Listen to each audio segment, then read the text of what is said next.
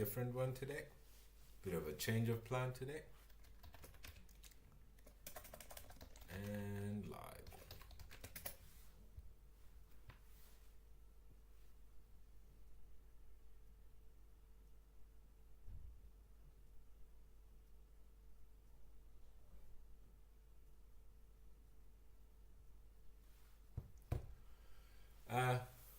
Yeah. So, hi everyone.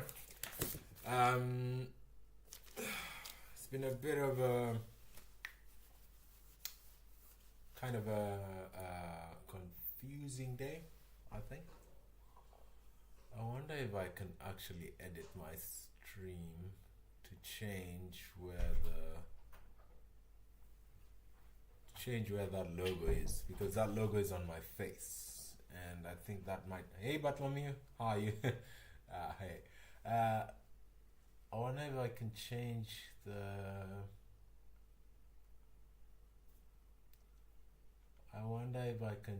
so that the logo doesn't show on my face.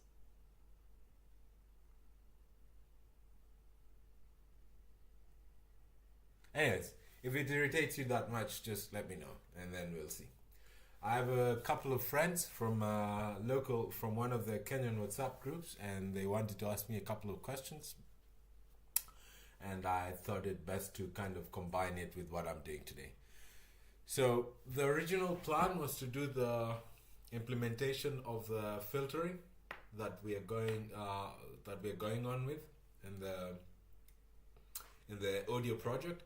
However, I just had to run around so much for the last 2 days that I couldn't get to it. So what I'm going to do today is do the thing that I've been running around for, which is try and get my board working, which is this. So I have this board, which is the one on my screen, which is the Upduino version 3.1. The Upduino version 3.1 has an FPGA on board of it, and I don't know if so. What an FPGA is a fairly programmable gate array. So what are FPGAs? FPGAs. What is an FPGA? So an FPGA is it's basically. One of my cats did something really insane. So it's basically a configurable integrated circuit, and you can program this board to be something that it is not. So they give you a configurable integrated circuit, and then we can change this to become let's say some sort of pipeline to handle data, or we can change this to become some sort of processor, which is actually the thing I'm gonna do over an extended while. And basically what we're going to do today is just get the Blink version of an FPGA working. And as we do this, I'm going to be fielding questions from people, and I think some people in the group would like to do this. By the way, I'm gonna post a link, I think, to Discord. There is let me see. There is a link to the Discord group. Let me see if I can get one.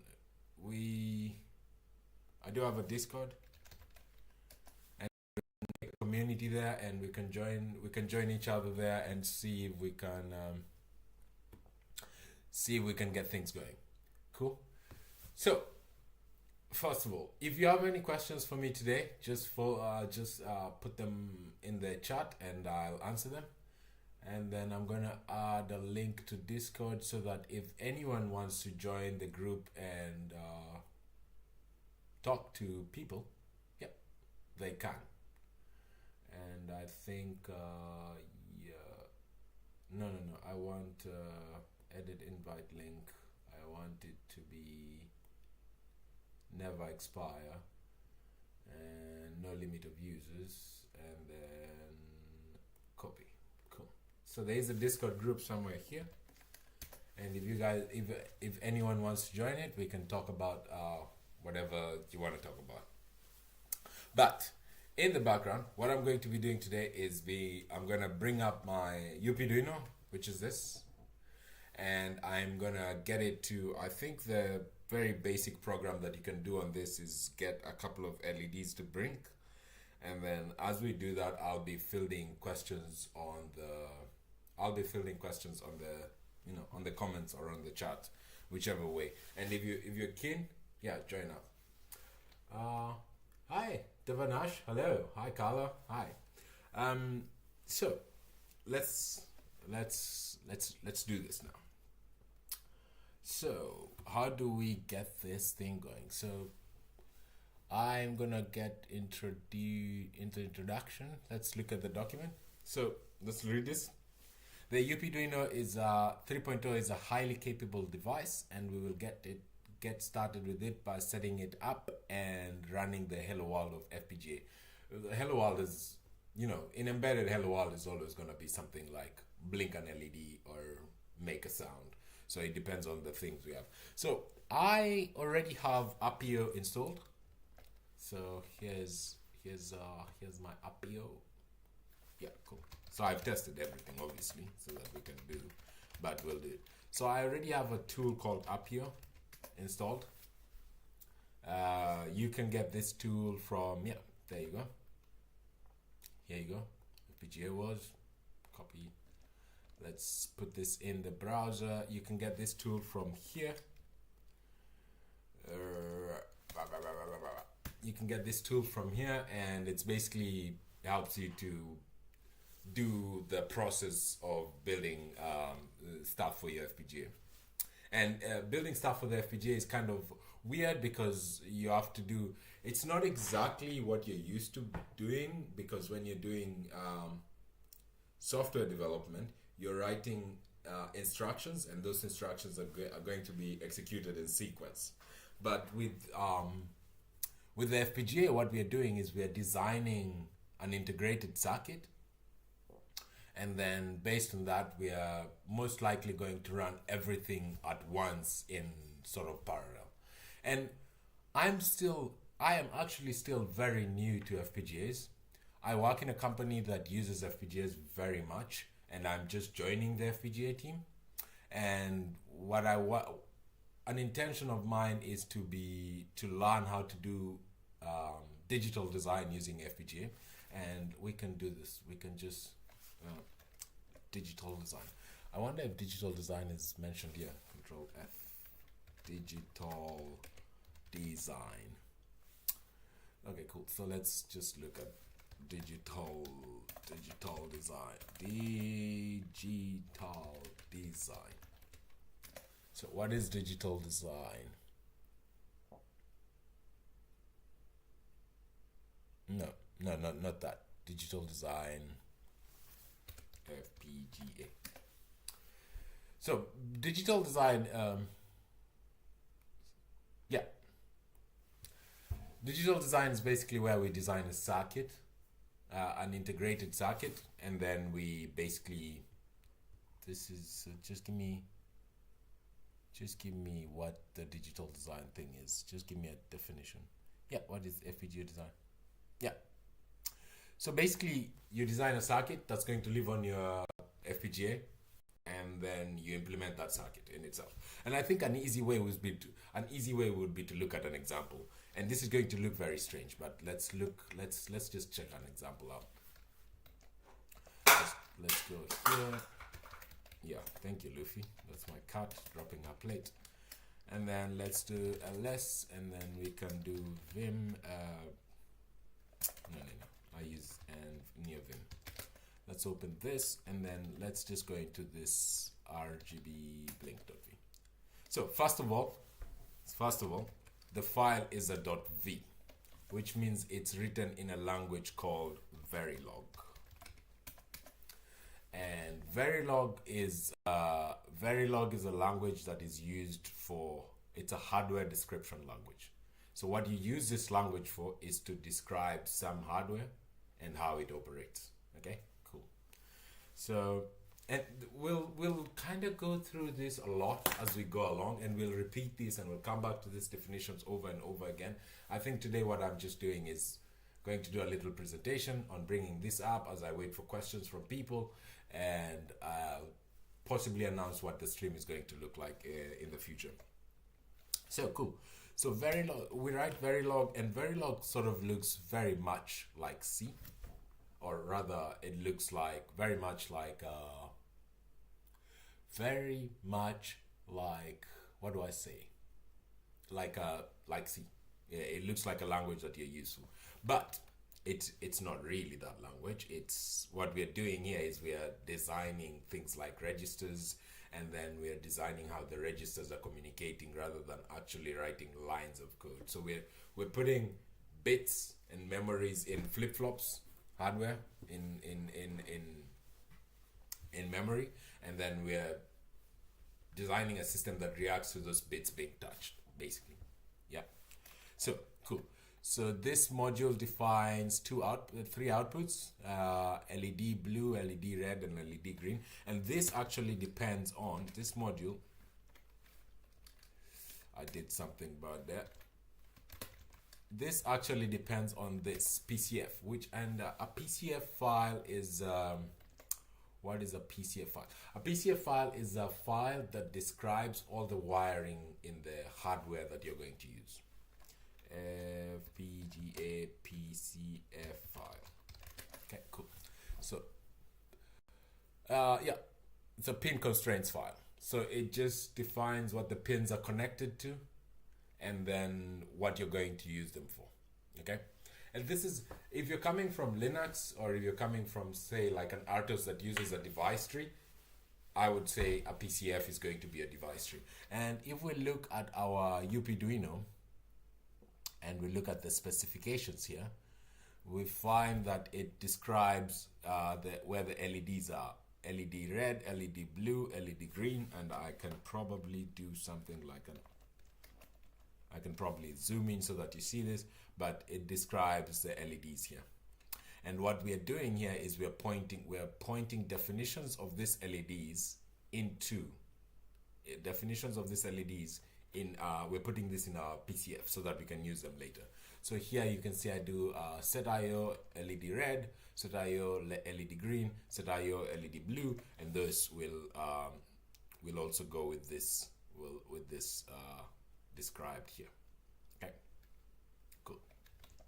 So I've made a pin constraint file, and in Zephyr or in RTOS or in a Linux system, this would be your device tree, kind of like your device tree. Okay, so it just describes what peripherals are connected to what in the physical ones, not the ones that you're building, because inside of the FPGA you can still implement normal peripherals. Okay, cool. So we have a pin constraints file, and it describes 3 pins for us. And then if I go back and we go into our RGB blink.v, which is a Verilog file, we define 3 outputs: our LED red, LED blue, and LED green. And usually I've seen wire used when we are describing a collection of pins, or a collection of registers, or a collection of lookup tables, and all of these are words that will become familiar the more I do my streams and such. And I see here we define another I think this is an oscillator we're describing, and then we make a register, or a 28-bit counter, if I understand this correctly. And then in here we define some internal thing, and then which is an internal oscillator. We'll get to this later. This is sort of macros and stuff. And then down here we build a counter, and we're going to use this counter to control the blinking of the LEDs. And then in here we are going to instantiate PWM to make the LED blink, and a few more, just make sure they're pointed to the right place. Okay, cool. And then that makes that basically defines our Verilog for this device. And so let's do some cool stuff. And then I will do something like yes, delete that so that we can make it all. And then I'll do something like up your build, and that's gonna build it for us. I think we can do something like up here does give us things to, it does give us conveniences, if I would say. Up here FPGAs was. So we can do something like I think I like going to there, and then I like seeing this one. So up your build, up your lint, inspect the code. Let's see if that works. Does that do anything? Up your lint, does that change? Yeah, so it found a few errors, but this is just like a linter. So these are not actually errors that we need to be worried about right now. We can come back to them later and we can get them fixed, but this is fine. And then, but that's just a linter. It doesn't cause any errors. And then what I'm going to do is rather than use Appio to upload to this board, what I'm going to do is I am going to use this. I'm going to use, I think, iceprog, because iceprog is a better tool, or rather an easier tool. So let's look at here, blinking an LED. So cool, let's use Appio. First of all, we did a build. Yeah, there's a build folder. So ls build. There's a build folder, ls build. Default, we should see some stuff. Hardware bin in there. So let's use iceprog, which comes with Appio, to program build default hardware bin. Boom. It's gonna do it, and then once that's done, we should see some sort of blink here. There you go. There you go. We're getting RGB blink. There you go. Basically implemented some hardware. This is custom hardware. There isn't really a processor on this. What we're doing is we're implementing some registers and they're communicating with each other. Let's look at this sample some more and then let's see. Make it blink white, yellow, red. Maybe a random hex value. Can we do this? Can we do those changes in here? Let us see if we can figure out how to do those changes. Frequency counter.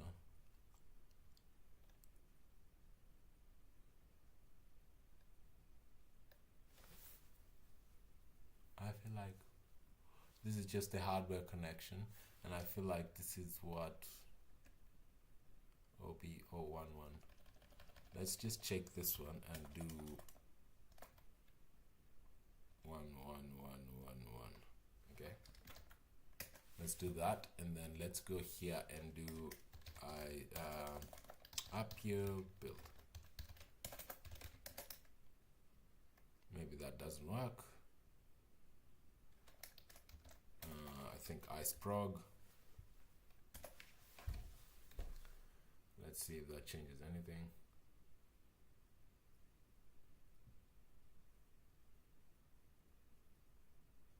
Let's just all of it. Let's just red, green, blue. Let us see. Def param. Does anyone know how to change this so that this can work? If you know, please comment. This is actual hardware connections. RGB on current. One binary. Frequency counter. So that just counts. But anyways, this blinks LEDs on our FPGAs, which means our FPGA is working. We can write Verilog for it, and we can kind of get it working. So that gets the exciting part of the stream for today over. So the main thing I wanted to do today is announce where we're going forward with this stream. And what is going to be happening is I'm going to break it into two streams so that we can do 2 streams daily. And in one of the streams, I will be working on my normal firmware. And then in the second stream, in order for us to learn how to do hardware design, or rather digital design, we're going to be working on implementing a RISC processor. So we'll start with a very reduced instruction set computer or CPU. We'll start with a very small, inefficient one, and then we'll expand outwards slowly. So we'll implement something small, and in doing that, we will learn more about Verilog. We'll learn more about building for this. We'll learn more about flashing into this thing. We'll learn all of the steps that come together with that. I just didn't want to do that today because there's a lot of changes coming, and I'm feeling like I need to announce them so that people who are used to my streams get to be able to be ready for that.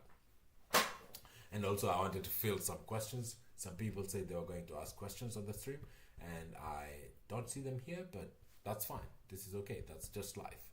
Okay? Cool. So, that's the stream for today. It was supposed to be short. It was supposed to be very few minutes, and that was going to be it. It's basically a rush into me getting one of my boards working. And once that's working, it's cool. By the way, I got a very large package from work today. Probably can show you guys this. So I got a few boards that are going to change, I guess, the streams work. I think the most interesting one is going to be we got a Cortex M55, which uses a Helium instruction set. So that's pretty cool. We got a N6. I'll get it out and show it to you guys. It's a ST. We got an N6, which uses a Cortex M55, which uses the Helium 512, I think, instruction set, which is going to make stuff really interesting. Yeah. And I wonder if I can just apply power to this and see how it works. Can I just power this up and see what happens? Yeah. Let's do it. Let's just try stuff. Okay. Put in a USB on this side. I should get some sort of sample program. No USB on that side. Cool. So if I go the side where there's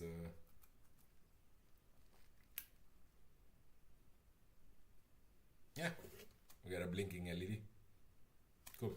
So we're gonna use this to learn about the Helium instruction set and to do some libmpic stuff, some image processing with it. And along with that, I got a few cameras. So this is what is this?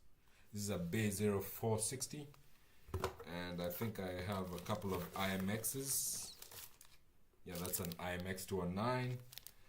And I should have a really tiny one. There's this, which is an OV5640, which is really cool. So this is cool. OV5640. And if you remember, if you've been here for a while, you realize that a few weeks ago I did a stream about image signal processing, and we were working on implementing color correction on an image signal processor library that is called libmpics. And those are the kind of things that we're going to be using now since we have this. And because FPGAs are really good at doing data path stuff, which is moving huge amounts of data. So we're going to learn how to combine FPGAs and CPUs in doing a lot of data manipulation and such, and things of the sort. Let me see. Is there anything more interesting that I got? Really? Let me see. So I do have a Freedom MCX and 236, I think. I think this is running a 1062, should be a 1062 processor.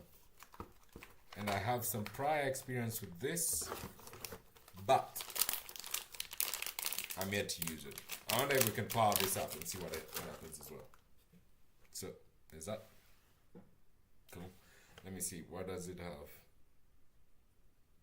No, this is not a 1062. This is just a normal one. Okay, cool. Let's power this up. Let's see what happens.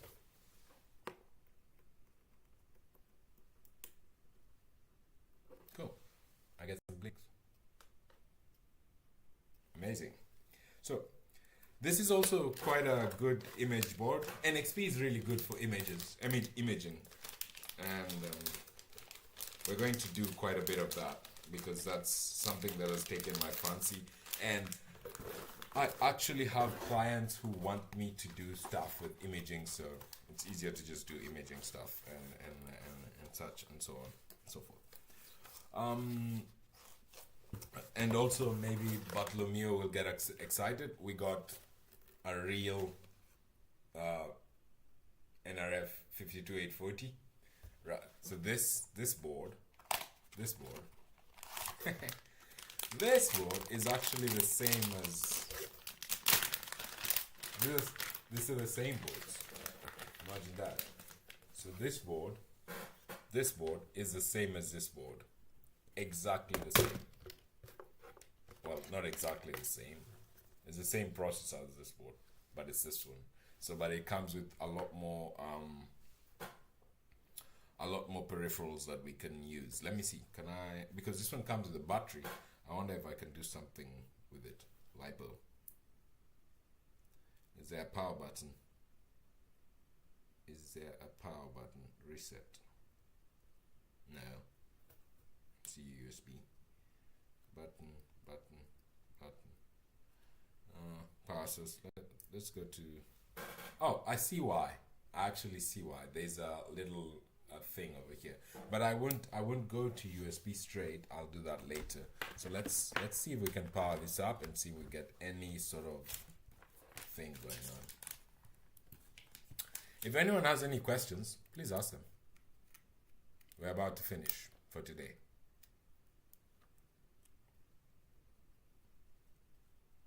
So I see nothing. I press reset, I get nothing. I can't believe they would just send you a blank board.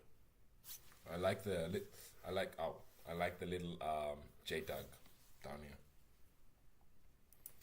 And I also like how much it's labeled on the back with all the connections. That's so cool. That's quite cool. Let me put this away. See what I'm actually just, I have a real hardware debugger. Yeah, I do actually. Yeah, nice and effort. Yeah, tell me about it. Oh yeah, check about Bartolomeo. We don't have to do the weird USB jump through. Yeah, we don't have to do the little weird USB, and then we jump to another tab to do the tab and thing. And yeah, cool. Yeah, Bartolomeo just recognize that. That's cool. I do have a real hardware debugger now, so that's cool. And then I've shown you guys this. I do have a little interesting buddy. So there's this guy who's a CISO from Adafruit. That's just a bunch of ADCs, and it's an I2C expander. And the other thing that I got that I'm so excited about, I got a few RP2350, and I also got, I think, an RP2040 somewhere. So I got a Zhao RP2350. This is the new microcontroller from, who are they? Raspberry Pi. Cool. Let's see if we boot this up. Does it do something?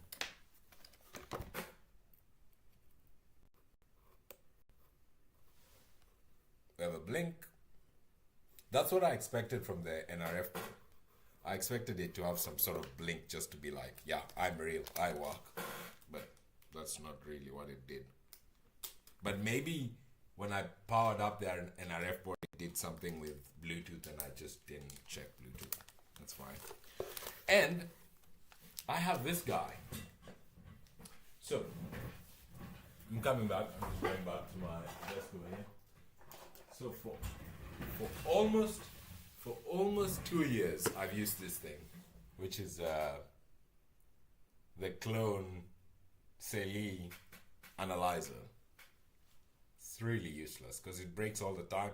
It decides when it wants to work or it doesn't want to work. And for that, I got this. Which is it's a WIACT 8-channel logic analyzer. Quite cool. Yeah. There's a power switch on the NRF. I might try that, Bartholomew. I did try it. I moved it to USB and it didn't do anything. But I can try that again. And these are all just some more cameras. I thought I had an RP 2040 somewhere. I really thought I had an RP 2040. So that's a camera. That's an IMX219. And that's another little Arducam. I'll go back to the NRF in a bit, but let me try again. Thank you. So this is B0460. Let's look at it. It's also a little camera. Yeah. So, for those who are interested, I've been writing image signaling software for a bit, and usually I just write the software and I get told whether it works or not. But now, with all these boards I have that have enough RAM to actually use, thanks Nathan, it's a tiny camera. We'll do stuff with it, don't worry about it. We'll do stuff with it. We will do a lot of image signaling and stuff of the sort. I'm kind of warm. We're doing Verilog today? Yeah, we already did it. We already did the Verilog. I'm just showing some hardware off and then we'll finish the stream while I'm waiting for questions. Anyway, yeah, we'll do this.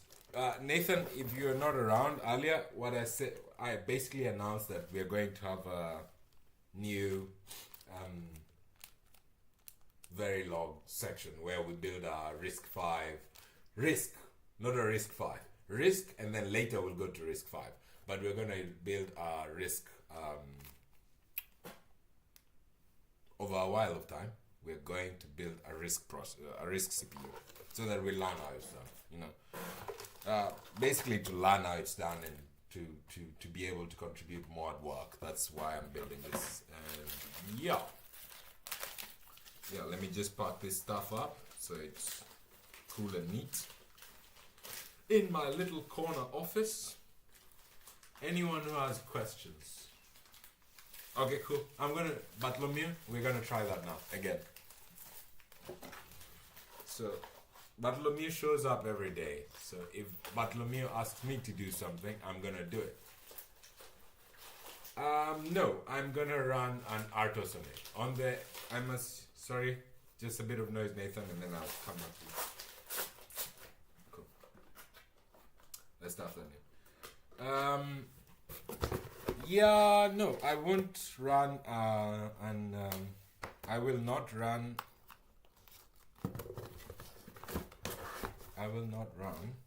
Linux on it because this, let me put it aside.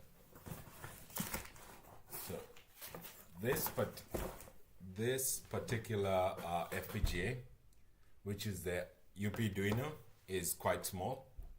Yeah, this is a Upduino. It's quite small. So what we're going to do is we're going to let me see. Where is it? Come on, the Upduino. Show me the Upduino page. Show me the buy page. Upduino. Okay, so this one doesn't have many lookup tables. And the lookup table, you need a lot of lookup tables to be able to do something that is big enough for Linux. So this one we're going to just implement a small RISC, a smaller RISC processor. However, I have had this for quite a while. This one, this is the one I use for work. We do a lot of image processing stuff. But right now, what we're working on for this one, which is I'll show you on the screen. This is the Tiny Clue NX33. I work from home always, Bartholomew. I've always worked from home. I'm based in South Africa, and the office is in San Diego, so I work from home always. Yeah, cool. On that one, which is this one, so the first one we're gonna use on the stream is this, and then the one I just showed you is a Tiny Clue. This one. This one. On this one, this is a big beefy machine. This one, and on this one, we're probably going to end up to be able doing a bigger RISC processor. But when we get to this one, we might end up using an existing RISC processor rather than actually make our own. I want to make a small one just so we learn how they work, and then we'll go find a big one that exists out there, and we'll learn how they work. And then, we don't want to build everything from scratch, but we do want to understand how everything works from scratch, so that you have the context of how these things work.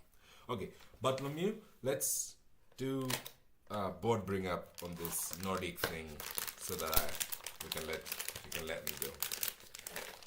He said on the side. By the way, this comes with an antenna. I don't know what antenna that is. It might be a Bluetooth one. It might not be a Bluetooth one, but we'll check it out later. Or it might be a Wi-Fi one. So you say on the side of the board. I found it. I did find it. I don't want to carry this board with my hands because just now I carried it with my hands and it kind of shocked me. And this is powered by a little USB. Okay.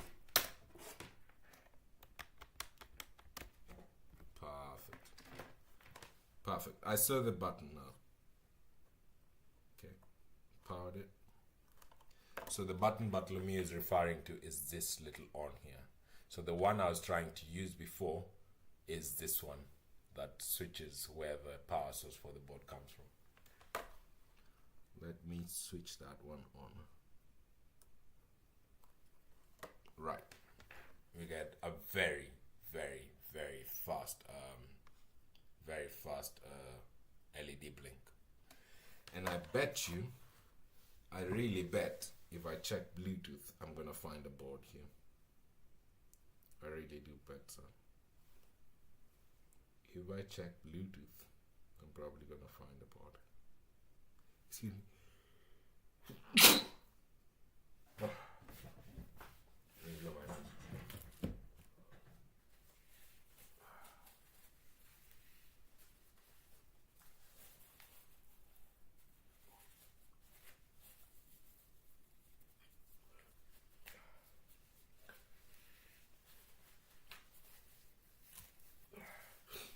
I don't know how bad that was on screen, but it was pretty bad for me, I guess.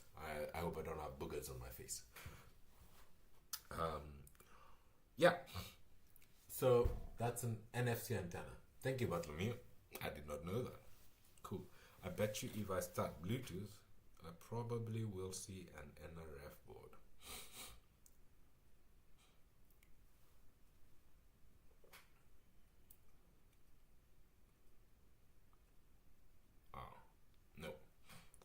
Seeing an NRF board. Let me use the NRF scanner. There's this one. What is this one? No, I don't see an NRF board, but that's fine. We can stop with that one. But a good, this would be a really good one to move to from this one. It's the same. That's the same process. This processor is the same processor as on here, and we can basically move from this one to that one because This will enable us to run logs better and to not have to drop our logs whenever we want to flash the code. And maybe even, let me turn it off. Yeah, it's off. Maybe even we can do more stuff, because now we have an NFC antenna. We can probably do some NFC stuff, and I see we have a battery on board. I hope that battery is rechargeable. I hope we can do stuff with we can really control that battery so that we can try and do some power management and monitor some the battery levels and stuff of the sort. Okay, that has been a ramble for like half an hour. Does anyone have any questions that I can answer? Does anyone have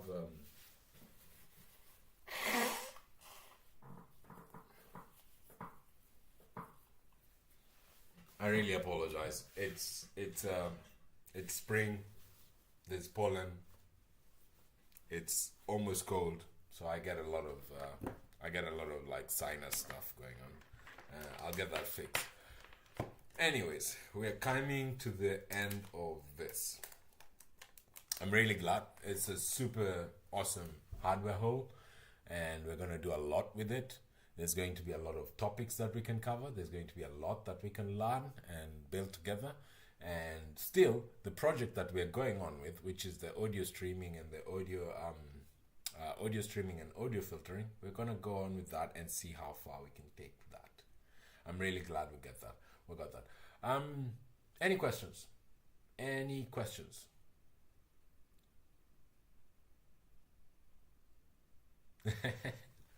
Yeah, maybe. I don't know what Carl Sagan said. Yeah, but sometimes, yeah. But yeah, if you want to do that, if you want to make an apple pie, so what these comments, they get lost. I don't know why, but I would like them to stay. But yeah, apparently Carl Sagan says if you want to make an apple pie from scratch, you have to build a universe. You must first invent the universe. That sounds apt. Yes, it's kind of like booting up an FPGA or booting up an MCU. You just don't know. You have to do so much stuff. But Lemieux, the next stream is going to be tomorrow. I think something like the normal morning time. So I'm thinking of doing the morning stream 30 minutes later. So at 10 Central European time rather than at 9:30. And then I will add another additional stream, say something like 3 or 4 Central European time. I will announce all of this on a post on my YouTube so that people can know in advance. But an easy way is to just subscribe and do the bell thing or whatever, and then anytime I make a change, it's gonna come to you. And the next stream will definitely go back to the audio streaming, and we'll apply the filter that we built last time.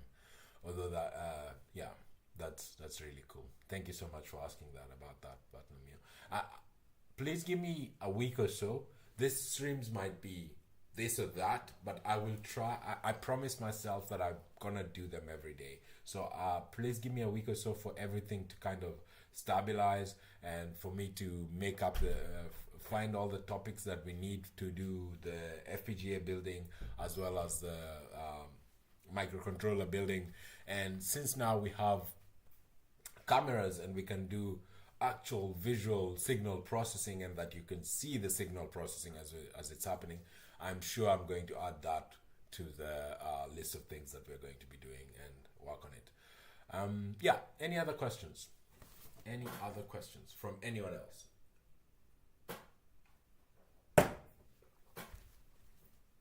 No questions?